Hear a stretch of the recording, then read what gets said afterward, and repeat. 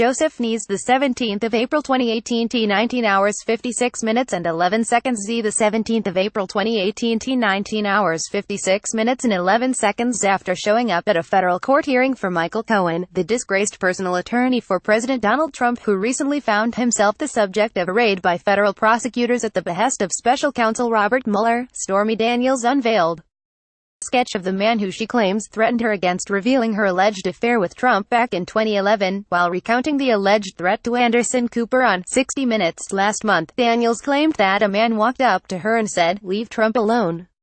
Forget the story. Daniels, whose real name is Stephanie Clifford, said the man then looked at her daughter and said, "That's a beautiful little girl.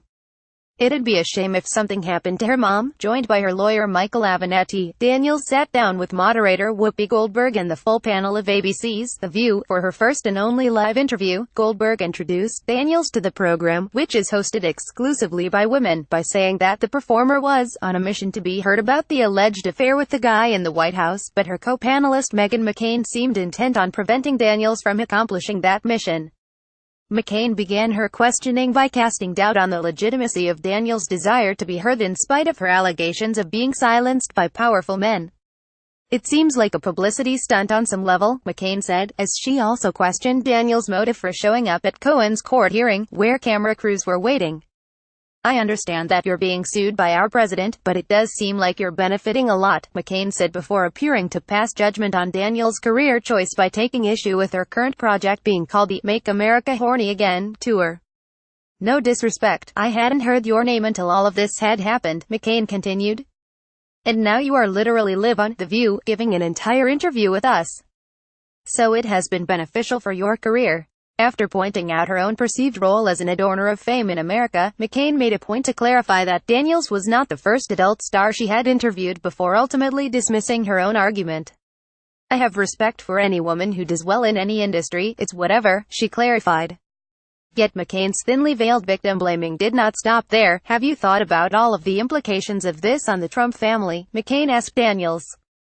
Daniels made it clear that deciding to tell her story to the nation was not a decision that she took lightly, and that with a track record of success in her industry where she eventually rose to director, she had no desire to be famous merely for an alleged sexual relationship with a man who went on to become president.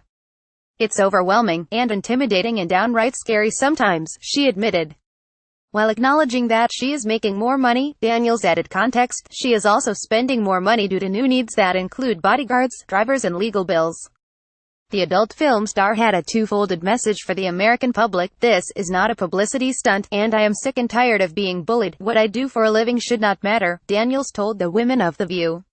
"What I do for a job doesn't impact my ability to know right from wrong, or my ability to tell the truth." The sketch of the man who allegedly threatened Daniels and her daughter was drawn by Lois Gibson, who has been given the title of the world's most successful forensic artist by the Guinness Book of World Records. According to her website, Gibson's work has aided investigators in correctly identifying more than 750 criminals. Written on the sketch is Daniels' description of the perpetrator, whom she described as being in his 30s to early 40s at the time, ranging in height from 5 feet 9 inches to 6 feet 0 inches and being lean but fit. The unveiling quickly became one of the top trends on Twitter. As Avenatti stated, "We are offering a $100,000 award for information leading to the capture of this man." Avenatti also set up a Gmail account with the memorable username, ID the Thug. "We think we know who sent him," Avenatti claimed before adding, "We know that someone knows something." Daniels' attorney also offered his blunt predictions of Michael Cohen's legal fate. Of the president's lawyer, who reportedly arranged multiple hush payments for Republican politicians, including one valued at $130,000 in exchange for Daniels' silence in the lead-up to the 2016 presidential election, Avenatti said there was no question in his mind that Cohen would be indicted by prosecutors and eventually turn on the president in exchange for leniency. "He hasn't done him any favors," Avenatti said of Trump, who publicly denied knowing about the payment to White House reporters. More in